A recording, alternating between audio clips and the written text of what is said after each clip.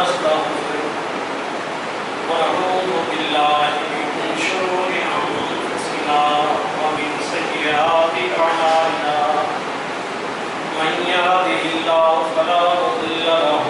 ومن يضلله فلا هادي له أشهد أن لا إله إلا الله وحده لا شريك له وأشهد أن محمدا عبده ورسوله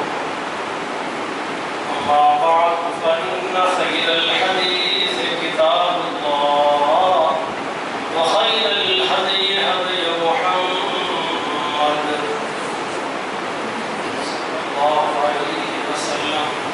وشر الأمور محدثاتها وكل محدثة بدعة وكل بدعة ضلالة وكل ضلالة في النار. أعوذ بالله السميع العليم من الشيطان الرجيم. فأما من ثقلت موازينه فهو في عيشة راضية وأما من خفت موازينه فأمه هاوية وما أدراك ما هي نار حامية.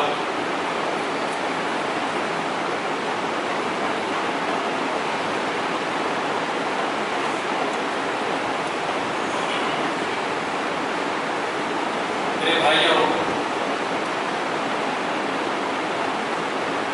یہ اللہ کا حکم کے سارے عظیم ہیں کہ ہم مسلمان ہیں. پیدا ہوتے ہی ہمیں ایسا اسلامی ماحول ملتا ہے کہ جس سے ہمارا یہ عقیدہ اللہ کی توفیق سے پختہ ہے. ہمارا اس بات پر ایمان ہے کہ یہ زندگی جو محدود وقت کے لیے ہے اور عارضی زندگی ہے، اس کا اختتام اتنا ہی یقینی ہے جتنا کہ زمین و آسمان کے وجود ہمیں نظر آتا ہے اور وہ یقینی ہے. یہ سارا کائنات کا نظام ختم ہو جائے گا. کوئی انسان ایسا نہیں جو موت سے مبرہ ہو. کل نفس ذائقۃ الموت. یہ ایک ایسی حقیقت ہے کہ نہ یہ اختلافی مسئلہ ہے، نہ یہ اللہ کے کسی منکر کافر کا اس سے انکار ہے کہ موت نہیں آئے گی. نہ ہی کوئی یہ دعویٰ کر سکتا ہے کہ میں موت سے اپنے آپ کو بچا پاؤں گا. دنیا کی جتنی اس کے بساط میں ہے جو اس کے بساط میں نہیں ہے، وہ جو مرضی حالات واقعات پیدا کر لے، موت سے بچ نہیں پائے. سیدہ عائشہ رضی اللہ تعالیٰ عنہ فرماتی ہیں جب محمد رسول اللہ صلی اللہ علیہ وسلم آپ کی پیٹھ میری چھاتی سے لگی ہوئی تھی، سینے سے لگی ہوئی تھی، اور میں نے اپنے بازوں میں اللہ کے نبی علیہ السلام کو لیا ہوا تھا. جب پیارے پیغمبر علیہ السلام اس بیماری میں تھے جس میں آپ کی وفات ہوئی ہے، جب اللہ کے پیغمبر علیہ السلام نے میرے بازوں میں آپ فوت ہوئے اور آپ کی روح پرواز کر گئی، تو مجھے یقین ہو گیا کہ اگر اس کائنات کا سب سے اللہ کے نزدیک مقرب ترین بندہ، مقرب ترین پیغمبر، امام الانبیاء سردار الانبیاء علیہ السلام، اگر وہ دنیا میں ان کو بقا نہیں ہے تو پھر کائنات میں کسی انسان کو بقا نہیں. پھر یہ بھی ایک حقیقت ہے، اس میں ہمارا ایمان ہے کہ موت کے بعد ایک ختم نہ ہونے والی زندگی ہے جس میں پھر موت نہیں ہوگی، بیماری، دکھ تکلیفیں نہیں ہوگی. اگر اللہ کی جنت میں ہم ہوئے اور اگر اللہ اپنی امان میں رکھے، اللہ ہمیں اپنی رحمت میں لے لے، اگر گناہوں کی وجہ سے، بغاوت اور سرکشی کی وجہ سے کوئی شخص اللہ کی جہنم میں چلا گیا تو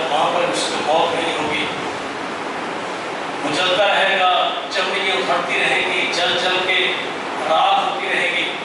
اللہ اس کی جگہ اور جسم کی پہ چمڑی یہ ڈالتا رہے گا، یہ جلتا رہے گا۔ لا يموت فيها ولا يحيا، زندگی بھی اتنی اذیت ناک ہوگی کہ وہ زندگی نہیں کہلائے گی۔ جیسے دنیا میں کوئی انسان جو بہت اذیتوں میں مصیبتوں میں ہو، کسی کے تشدد میں آ چکا ہو، شب روز میں ظلم و ستم ہو رہا ہو، اسے انتہائی عذاب سے کوئی شخص گزار رہا ہو، تو وہ کہتا ہے کہ اس سے بہتر ہے مجھے مار ہی ڈالو، اس زندگی سے تو موت اچھی ہے۔ لیکن اللہ فرماتے ہیں وہاں پر جب اللہ کے سخت ترین عذاب کو دیکھیں گے، موت کی تمنا کریں گے لیکن موت آئے گی۔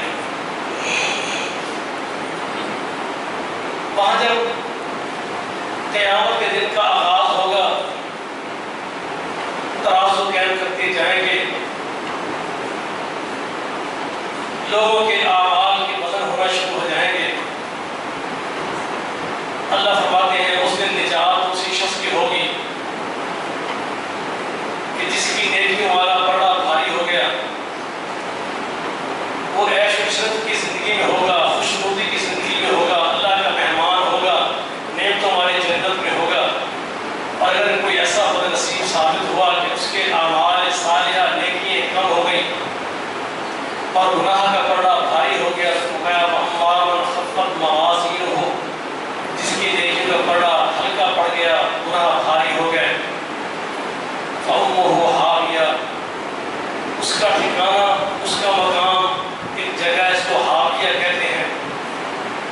وَمَا أَدْرَاكَ مَا هِيَ نَارٌ حَامِيَةٌ، تمہیں کیا معلوم کہ اتنی سخت اذیت اور دکھ کا مقام ہے، وہ تو دہتی ہوئی آگ۔ میرے بھائیوں، یہ بات جب ہمیں اٹل سمجھ آ رہی ہے کہ جو کچھ ہم کر رہے ہیں اس کے لیے اللہ ترازو قائم کریں گے۔ اگر ہمارے اعمال اس قابل ہوئے کہ ہمارے نیکی کے پردے میں رکھے جائیں اور اللہ کی رحمت سے وہ اس قابل ہوں کہ ان کا وزن اتنا بھاری پڑ جائے کہ ہم اللہ کی جنت میں چلے جائیں، بصورت دیگر برداشت نہ ہونے والا عذاب جہنم ہے۔ میرے بھائیوں، آج جو بات میں آپ سمجھانا چاہتا ہوں، ان حرکتوں سے، ان معاملات سے، اس بدعقیدگی سے، اس معاملات سے، اس اعمال سے ہمیں بچنا ہوگا جن کی وجہ سے اعمال دنیا میں ہی ضائع ہوتے رہتے ہیں اور قیامت کے دن بندے کے پاس کوئی عمل نہیں ہوتا۔ آپ نے یہ بات سنی ہے کہ قیامت دن ترازو لگایا جائے گا، لیکن قرآن و حدیث کے مطالعے سے یہ بات معلوم ہوتی ہے کہ دو گروہ ایسے ہوں گے جن کے لیے ان کے اعمال تولنے کے لیے ترازو قائم نہیں کیا جائے گا۔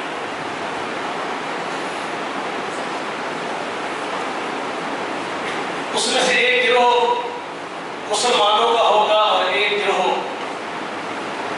مشرکوں کا اور کافروں کا اور اس قسم کے لوگوں کا۔ اللہ قرآن مقدس میں فرماتے ہیں کہ میرا پیغمبر آپ ان سے کہہ دیں کہ هل ننبئکم بالاخسرین اعمالا،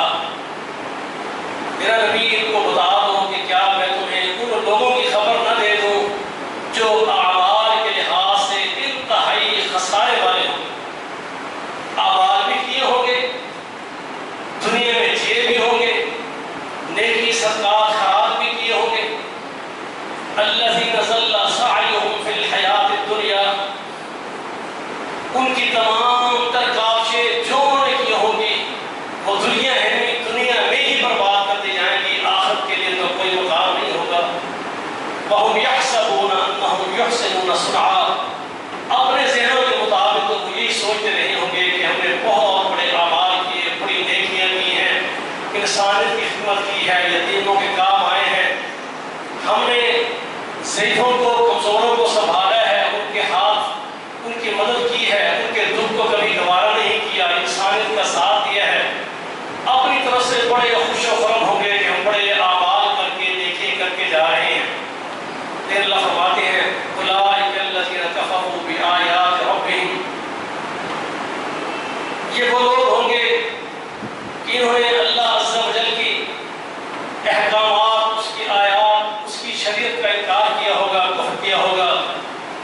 وَلِقَائِهِ، اور اللہ عز و جل کے ساتھ ان کو ملاقات پر کوئی یقین نہیں تھا کہ قیامت برپا ہوگی، اعمال جزا سزا ہوں گے۔ فَلَا نُقِيمُ لَهُمْ يَوْمَ الْقِيَامَةِ وَزْنًا، اللہ فرماتے ہیں ان لوگوں کے لیے اللہ ان کے اعمال تولے گا ہی نہیں، ان کی کوئی ایسی حیثیت نہیں ہوگی۔ الَّذِينَ كَفَرُوا وَصَدُّوا عَنْ سَبِيلِ اللَّهِ أَضَلَّ أَعْمَالَهُمْ، جنہوں نے دنیا میں کفر کا راستہ اختیار کیا ہے اور اللہ کے دین اسلام پر آنے والے لوگوں کے لیے رکاوٹیں کھڑی کی ہیں، اللہ فرماتے ہیں اضل اعمالہم،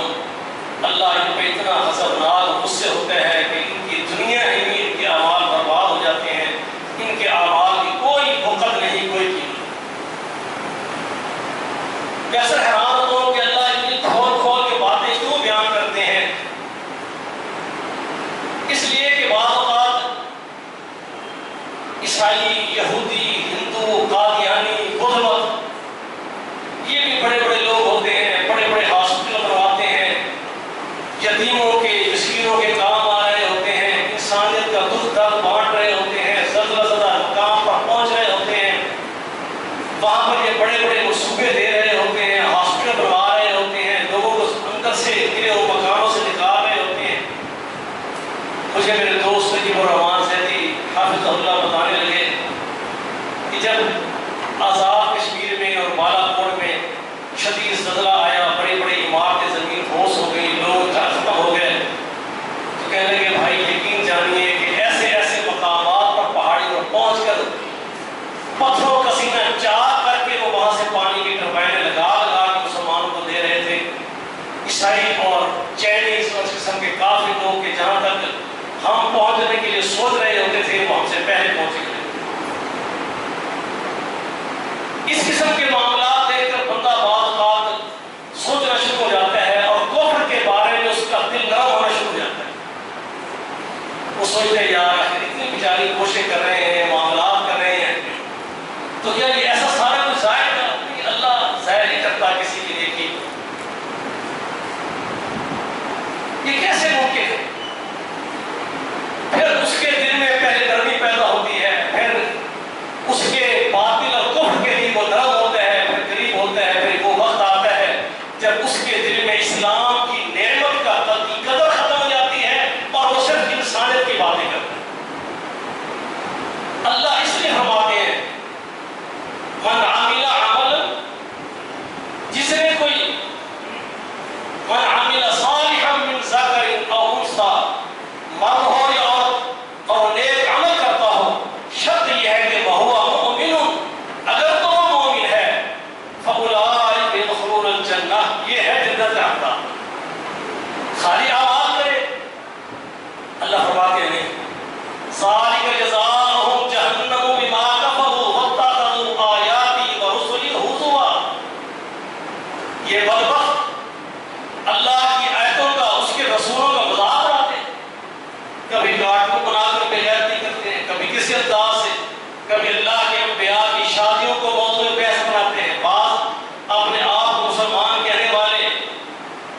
اسلام سے دور کفر کے ہمنوا، وہ بھی اللہ کے نبی کی ذات پر کہ معاذ اللہ آپ نے شادی کیا، آپ نے کیوں کیا، آپ نے یہ کیوں کیا۔ اللہ فرماتے ہیں کہ ان کو میرے نبی کی، میرے پیغمبر کے ساتھ استہزاء کرنا، میری آیتوں کا مذاق اڑانا، یہی تو وجہ ہے کہ ذالک جزاؤہم جہنم بما کفروا،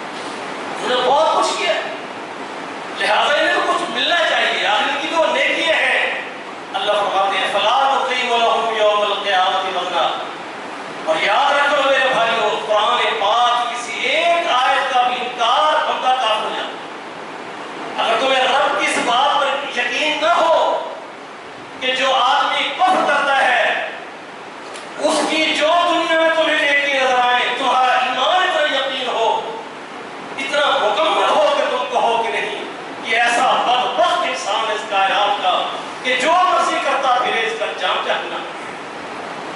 اسے کوئی اللہ کی نعمت قیامت کے دن نہیں ملے گی، اس کے لیے کوئی ترازو نہیں لگایا جائے گا، اس کے اعمال نہیں تولے جائیں گے۔ میرے بھائیوں، کچھ ایسے لوگ بھی ہیں جو ایمان تو لے آتے لیکن قیامت کے دن ان کے ساتھ بھی معاملہ یہ ہوگا کہ ان کے اعمال بھی برباد ہو جائیں۔ اللہ ہمارے باپ فرماتے ہیں وَلَوْ أَشْرَكُوا لَحَبِطَ عَنْهُمْ مَا كَانُوا يَعْمَلُونَ۔ بڑی حیرانگی ہوتی ہے، اللہ کی قسم ہے، اللہ عز و جل کتنی عظیم بات کرتے ہیں۔ حدیث قدسی ہے جامع ترمذی کی، یہ ایمان کی توحید کی ایک ایسی نعمت ہے کہ کائنات میں اس کا بدل نہیں ہے۔ اللہ فرماتے ہیں اے آدم کے بیٹے، اگر تو اتنے گناہ کرے کہ زمین و آسمان کا خلا بھی تیرے گناہوں سے بھرا ہو، اگر تو نے شرک نہ کیا ہوگا تو میں اللہ اگر چاہوں گا، یہ تیرے تعلق پر مبنی ہے، تیری اللہ سے دوستی کتنی ہے، اگر تیری خطاؤں اور گناہوں سے زمین و آسمان کا خلا بھی بھر گیا ہوگا، لیکن اگر تو نے اللہ کے ساتھ تعلق ایسا بنایا، تو نے کبھی شرک نہیں کیا، اللہ فرماتے ہیں مجھے تیرے گناہوں کی کوئی پرواہ نہیں ہے، میں زمین و آسمان کا خلا رحمت اور مغفرت سے بھر کے تجھ کو واپس کر دوں۔ من مات لا یشرک باللہ شیئا، اس حال میں تو مرے کہ اللہ کے ساتھ ذرا بھی شرک نہ کرتا ہو، داخل الجنہ، اللہ تجھ کو جنت میں ضرور داخل کرے۔ اور اگر تو نے شرک کیا، اللہ فرماتے ہیں محمد رسول اللہ صلی اللہ علیہ وسلم وَلَقَدْ أُوحِيَ إِلَيْكَ وَإِلَى الَّذِينَ مِن قَبْلِكَ۔ اللہ کی قسم ہے، جب اس آیت پہ غور کرتا ہے بندے کا دل کانپ جاتا ہے، یا اللہ تیرا اس مسئلے میں اللہ کا قانون اتنا سخت ہے کہ وہاں اللہ کی صفت الرحمن الرحیم، اللہ فرماتے ہیں یہ صفتیں اگر میری الرحیم ہے تو مومنوں کے لیے ہے، موحدین کے لیے ہے، مشرکوں کے لیے نہیں۔ کتنی عجیب بات ہے۔ فرمایا میرا پیغمبر، ہم نے آپ پر یہ بات وحی کر کے آپ کو بتا دیا ہے، اور آپ سے پہلے جتنے انبیاء ہیں سب کو بتا دیا کہ لئن اشرکت، آپ عظیم الشان پیغمبر ہیں میرے بھائیوں، امام الانبیاء ہے، ختم نبوت کا تاج آپ کے سر پہ سجایا گیا۔ نبی اسلام فرماتے ہیں قیامت کا دن ہوگا، اللہ کی حمد کا جھنڈا محمد کے ہاتھ میں ہوگا صلی اللہ علیہ وسلم، آدم علیہ السلام سے لے کر عیسیٰ علیہ السلام تک سارے پیغمبر محمد رسول اللہ صلی اللہ علیہ وسلم کے جھنڈے کے نیچے ہوں گے۔ آنا سید ولد آدم، جب سے کائنات میں آدم علیہ السلام پیدا ہوئے اور قیامت کی دیواروں تک آخری انسان زمین پر آئے گا، آنا سید ولد آدم، آدم علیہ السلام کی تمام اولاد کی سرداری رب ذوالجلال نے محمد کو دی ہے صلی اللہ علیہ وسلم، اور فرمایا لا فخر، اللہ کے نبی کبھی فخر نہیں کرتے اس بات۔ لیکن فرمایا میرا پیغمبر، اتنی عظمتوں والے پیغمبر کو اللہ فرماتے ہیں لئن اشرکت، فرض کر لیجئے اگر آپ سے شرک ہو جائے، لَيَحْبَطَنَّ عَمَلُكَ وَلَتَكُونَنَّ مِنَ الْخَاسِرِينَ۔ میرے نبی پھر یہ عظمتیں، یہ رفعتیں، یہ عبادتیں، یہ اللہ کی قربتیں، یہ مقامات، یہ سب ختم ہو جائیں گے میرے نبی آپ کے، اور آپ بڑے خسارے والے ہو جائیں گے۔ حضرات اس بات پہ غور کریں، کہیں ان بد نصیبوں میں نہ ہو جائے، کلمہ پڑھ لیا، قرآن پڑھتے ہیں، روزے رکھتے ہیں، رمضان مبارک آ رہا ہے، سحری ہے، افطاری ہے، لیلۃ القدر کی راتوں کو جاگنا ہے، صدقات ہے، خیرات ہے،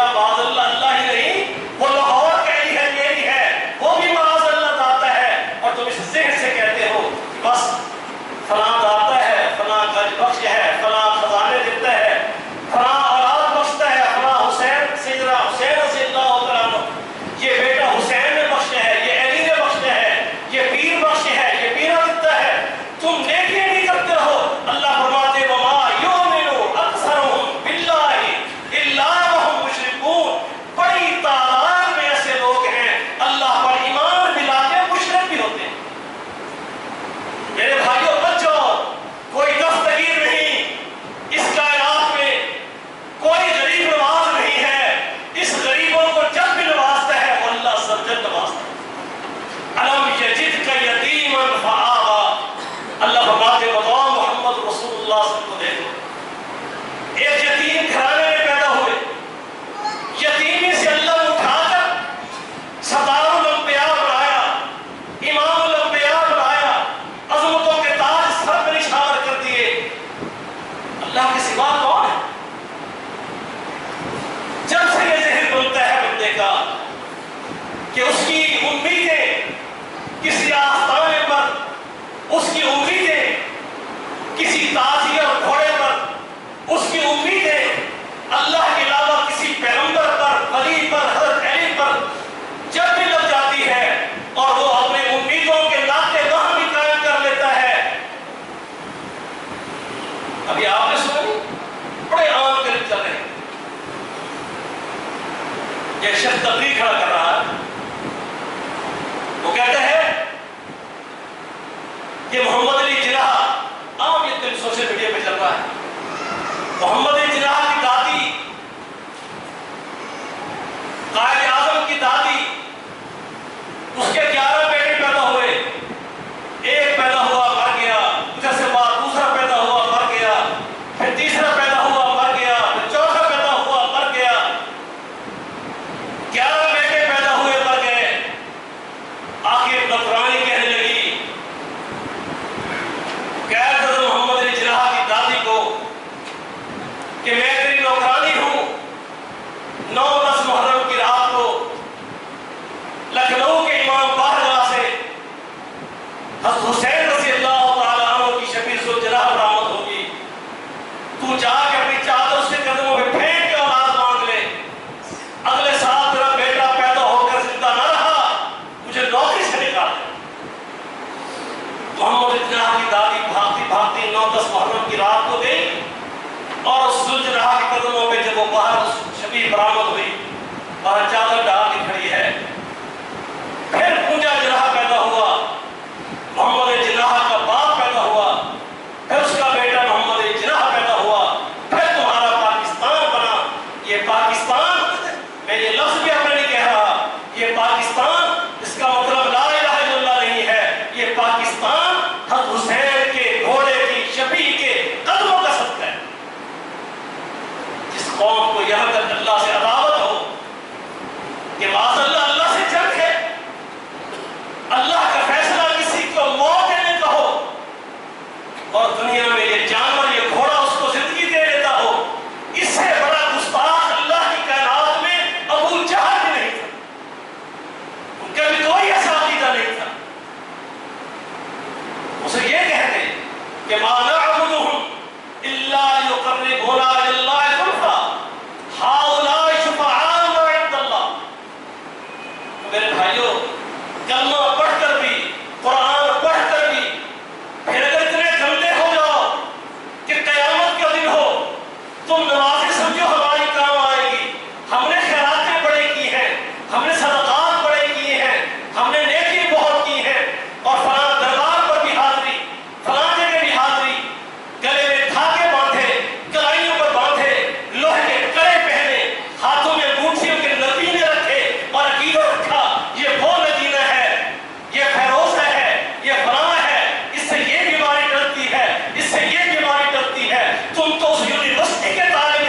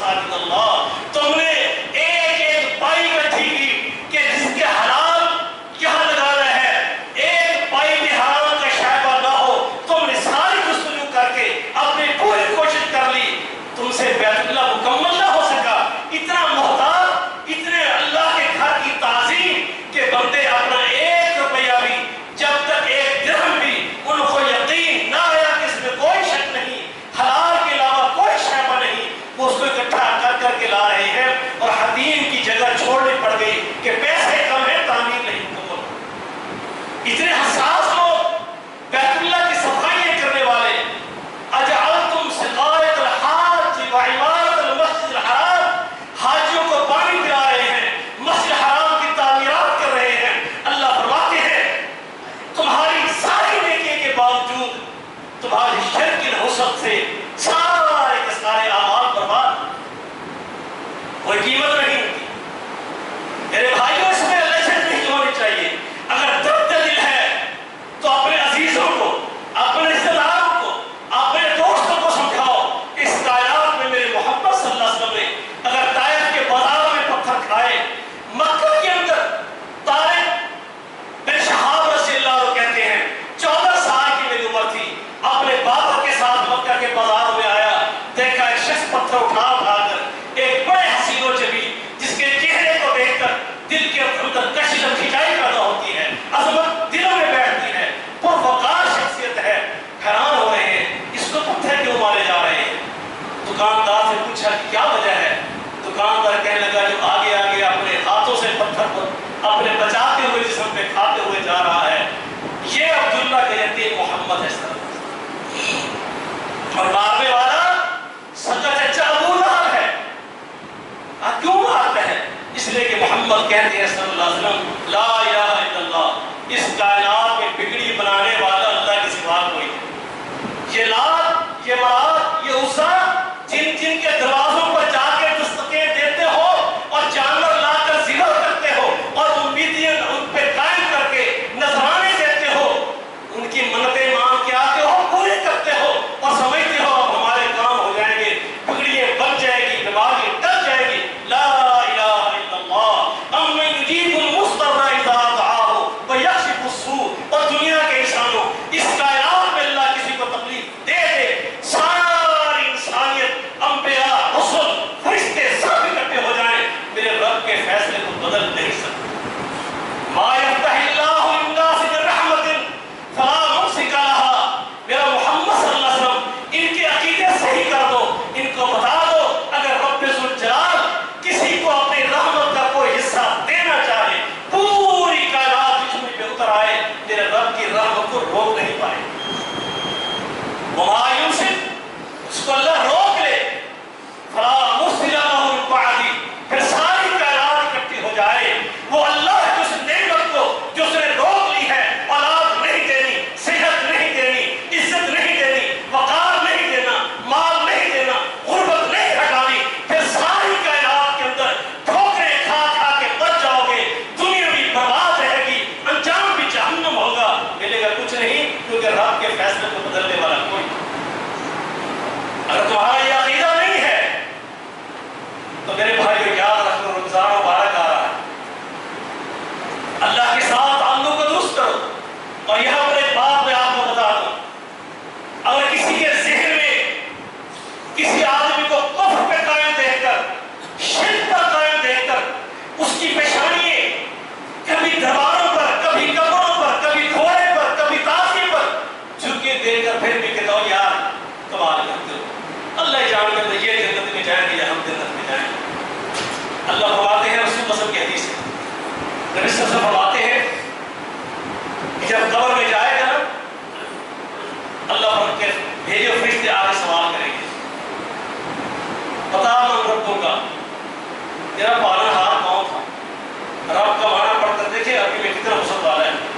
اولاد کون دیتا تھا، صحت کون دیتا تھا، کھلاتا کون تھا، پلاتا کون تھا، بیماری کون ہٹاتا تھا، ایک لفظ کا اتنا جامع ہے۔ اب وہ جواب میں کبھی نہیں کہہ سکے گا، اگر اس کی پیشانی، ہاتھ، جھولی، دامن دنیا کے کونے کونے پر پھیلے ہیں، کبھی نہیں کہہ سکے گا ربی اللہ، پھر کہے گا کیا؟ اقول ما یقول الناس لا لا، اے فرشتوں سچ پوچھو تو بس جو دنیا کا عقیدہ تھا، لوگوں کا عقیدہ تھا، میں بھی ایسا کر لیتا تھا، میں نے کوئی اس پر تحقیق، اللہ کی قربت، اللہ کے رسول کے حدیث میں جواب میں کیا کہیں گے؟ یہ شک والی بات پہ بات کریں کہ جب تو دنیا میں زندہ تھا تو شک پر ہی قائم تھا، پتہ نہیں یہ جنت میں جائے گا یا میں جاؤں۔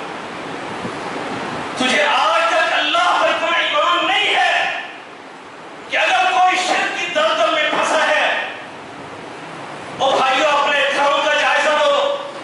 عبداللہ بن مسعود رضی اللہ تعالیٰ عنہ گھر میں آئے، بیوی کے گلے میں دھاگا دیکھا، ایک لمحہ تاخیر کیے بغیر جھپٹے، گردن میں ہاتھ ڈال کے پہلے دھاگا توڑا، پھر کہا اے ابن مسعود کے گھر والوں، شرک سے باز نہیں آ سکتے تم؟ انہوں نے کہا عبداللہ آنکھ سوج جاتی ہے، سرخ ہو جاتی ہے، فلاں یہودی مولوی ہے، اس کو وہ مولوی تھے، ان سے جا کر پیر سے مول سے دھاگا بڑھا کے لاتی ہوں یا گردن میں ڈالتی ہوں، میری آنکھ ٹھیک ہو جاتی ہے۔ لیکن یہ آج پاکستان کے کسی مولوی کے مدرسے کے طالب علم نہیں تھے، یہ محمد کریم کی یونیورسٹی کی طالب تھے صلی اللہ علیہ وسلم۔ ابن مسعود کہنے لگے اے زینب اپنی بیوی کو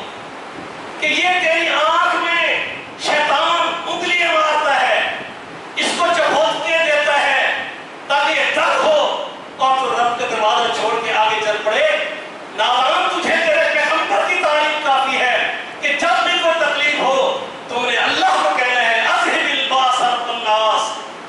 پوری انسانیت کی مصیبتوں کو ٹالنے والے، دکھوں کو مٹانے والے، مریضوں کو شفا دینے والے، بیماریوں کو ہٹا کر لے جانے والے اللہ، اذهب الباس رب الناس واشف انت شافی لا شفاء الا شفاؤک۔ اللہ مجھے تکلیفوں کے پہاڑ بھی ٹوٹ پڑے، میرے اللہ میرا عقیدہ یہی ہے کہ شفا صرف تیرے پاس ہے، لا شفاء الا شفاؤک، تیرے سوا کائنات میں مخلوق میں کوئی نبی ہے ولی ہے کوئی ہے، اللہ شفا کسی کے پاس نہیں، الا شفاؤک، اللہ شفا تیرے پاس ہے۔ فرمایا ہے ابن مسعود کی بیوی یہ دعا تم نہیں پڑھی کہ اللہ اس کو ہٹا دے، دور کر دے، تم اپنے رب سے تعلق جوڑ کے رکھو، اپنے رب سے تعلق نہیں توڑنا۔ بیماریاں آئیں، پریشانیاں آئیں، دکھ آئیں، مصیبتیں آئیں، اگر یہ عقیدہ تمہارا قائم رہا میرے بھائیوں، تمہیں اللہ کے در کے علاوہ کہیں نہ جانا پڑا۔ آخری بات، اس کے 4-5 پوائنٹ انشاءاللہ جو میں نے بیان کر رہے ہیں۔ پہلا یہ تھا کفر و شرک کا۔ یہاں ایک بات میں بتا دوں، ایک تو اس کے لیے مشرک کے لیے جو شرک کرتا ہے، جو کفر کرتا ہے، جو شرک کرتا ہے،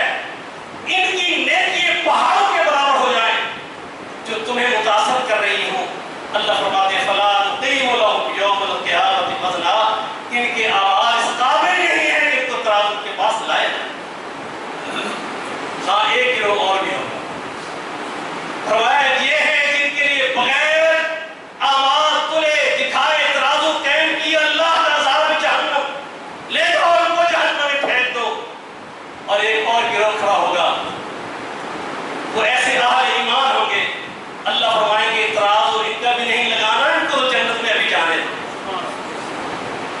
یا اللہ ان کی کیا نیکی ہوگی؟ اللہ کے پیغمبر علیہ السلام سے بخاری میں حدیث، ان کی کیا ایسی نیکی ہوگی کہ وہ معیشت کی سختیاں،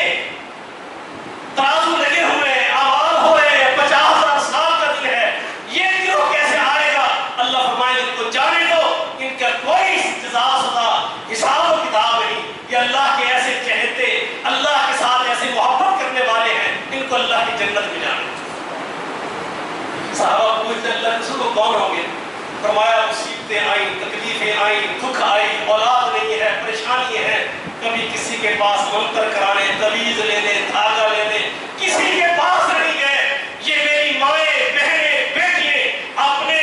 شریکوں کی، اپنے سسرالیوں کی، اپنے قرب و جوار کی تانے تو سنتے رہی بے اولاد ہونے کے، اللہ کا در کبھی چھوڑ کے نہ گئے۔ یہ مسلمان، یہ مرد، یہ اپنے بے اولاد ہونے پر تو رب کی تقدیر پہ یہ شاکر رہا، کبھی شکوہ نہیں کیا، اللہ کا در چھوڑ کے کبھی نہیں گیا۔ اللہ فرمائیں گے میرے اس بندے کو فرشتوں نہ روکو، اس کا میرا تعلق اتنا تھا